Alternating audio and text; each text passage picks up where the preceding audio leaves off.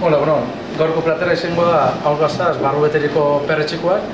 Eta, prestetan hasteko hasiko gara lehenengo eta behin perretxikuak prestatzen. Eta horiteko jarriko dugu labako plaka batean gatza beti, behiak.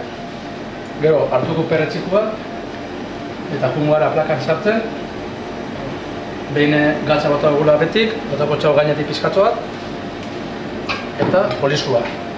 Hien bat laban sartzerakoan ez pregetako. Eta laban sartuko 180 gradutara.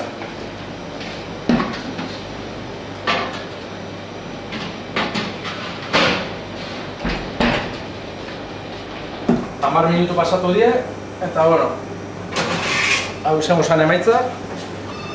Eta ondorengo pausua izango zen, honek perretxiko hauek hausgaztarekin barru beteko, eta gero, ogi birrein estateko behar dugu irina, arrautza eta ogi birreina.